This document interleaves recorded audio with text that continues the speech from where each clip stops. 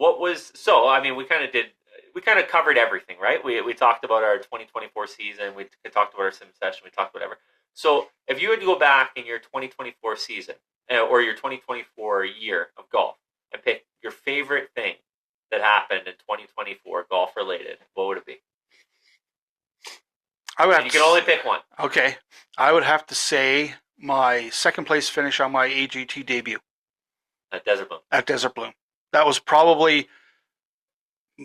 a game changer for the golf, for the sport of golf for me. I think that really, not that I wasn't hooked before, but I got hooked on tournament golf that round. When we played at Desert Bloom, and I played really well, one of the best rounds of golf I've ever played in my life. Yeah. And got a second place finish. I think that was my 2024 highlight. That I've still got the scorecard. That was it for me. That was my 2024 highlight that I think about often. Yeah. And that was the one that got me into building my golf game throughout the year and working on shit that I could say the previous few years that we played, when we got to the end of the season, I was done. Yes. And I did not finish strong at all because I was struggling or whatever. This past season, I finished the season strong. I played right till we couldn't play anymore, and that round was a big part of it. Yeah, man. Whatever you had on that day, and I mean, I've said it on a few podcasts, but I mean, whatever you had on that day, that just proves to you that there is a golfer in there, like a real good one, like a guy that can get, a guy that can have a long few years of playing golf into your retirement, whatever, and comfortably doing it and having fun. Like there's a guy in there that can play really well. When we played Mickelson, I hit some shots at Mickelson that were like, there's the shot elf. There it is, right? Yep. The greens kind of challenged me at Mickelson a little bit because of the water and blah, blah, blah. Yeah. But, I mean, it has its own challenges out there. If I didn't play as well in that first round at Desert Bloom, I probably might not have had that type of confidence going into like Mickelson afterwards. That's fair. Because again, we played Strathmore, and I did struggle at Strathmore getting around the first 9 before it all. Yeah, but that was like the weather was not great. That is what it is. But yeah. I did see when I went to Mickelson, I went with the same mentality of Alvin. You got the shots, just hit it, right? Yep. And I got around that course decent until the last hole when the skies opened up. But that Desert Bloom first debut, AGT debut for me, finishing second in my flight was my 2024 highlight. And what about you? Well, my 2024 highlight came right at the end. I finally got down to single digits of handicap. For me, that was, there was a lot of cool moments this year, but last year in 2023, I had made it my goal to get down to single digits, and it proved harder than I thought it was going to be. And then last season, early on, I said, listen, I want to get down to single digits. I know it's going to take some work, but I also know that I had seen flashes. Like I'd shot like 3 over at Cottonwood a couple times. I'd shot 3 over at Redcliffe. I'd played a couple other courses at like single digits over, and I'm like, it's there. You just got to find it, right? And I wasn't sure how it was going to be going to Medicine Hat because I knew it was going to test our games. And for me, I knew it was going to be tougher because a lot more trees, yep. a lot more. If you're not accurate, you're going to get penalized for it, and which is good though because in the end, I think it improved both of our games over the year that way. But I also knew that with my short game the way it was, if I was able to give myself a chance when I went out to any course, that I had the capabilities to shoot, under 10 over. And as the season went along and I got more and more opportunities, I shot a couple 80s out there. I had a couple a bunch of low 80s out there. And, on one of those last rounds of the year where my handicap ticked down to 9.9, I was just like, yeah. Again, it's a goal you had in your mind that you wanted, and you got there. It's always satisfying when you reach that plateau. It's going to be hard as hell to stay there. I understand that, and I totally get that. And part of me is like, okay, well, maybe we can let it go up a little bit for the first couple events on the AGT, right? You don't want to go too high. So that's the thing. So you signed up for your AGT, obviously, right? Yeah. What did it give you for a handicap index on there? What gives you what your current Right, your yeah. current Canada Yeah, one? So 9.9 is my current. Oh, is it? Yeah. Because I went on today and I looked at it and just did the mock sign up or whatever, and mine was at 13.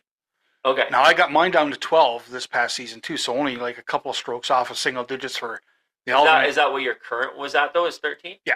So whatever your current is. Because I got down to 12, but then I went back Correct. up to 13 before I finished Yeah. the year, and now that's what it's at. It's at 13. But again, I started last year around there. Yeah. So I mean, like again, we'd always talk about you being one step behind. Yeah.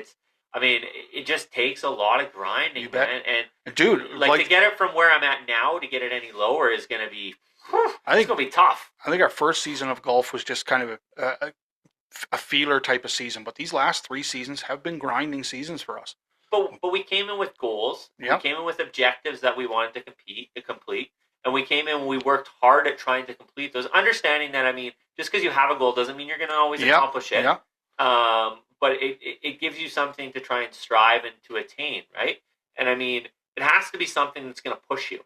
So I mean, it's easy to say, "Hey, man, I want to shoot an 85 out there." Well, I did that a lot this year. Like that's not really like 3 years ago that would have been a goal, but now it's like, no, I want to shoot in the 70s. Yeah, I mean, we wanted to break 80. Yep, we didn't quite get there. We hit 80. We hit 80. I hit 80. You hit 80 a couple of times. But this year, I mean, again, that's another goal where it's going to be there. And for me, is let's see if I can get the single digit handicap this year, right? Let's see if I can build on that, and let's see if you can get the single and stay there by the end of the season. But those are all goals inside of the game. Like, you know, I want to do well in the AGT, right? And I want to play well in tournaments. And so going into 2025 now, what is, let's say, I mean, we're a little ways from the season, but what's the number one thing you wanna accomplish going into this year golf wise? I think we may have gone over this topic on a previous podcast. I can't remember, because I said at the time was a W on the AGT. Yes. If I'm going to be playing in C flight, that's going to be a little more tougher than you're kind of on the border for CD, for CD, right? And I'm on the border for BC now, right? But I still think that would be, you know, because we won some tournaments last year, scrambles and stuff like that, and that's cool to finish first, right?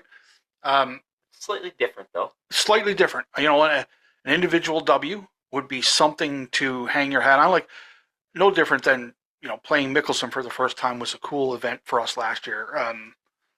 You know, a win somewhere down the road.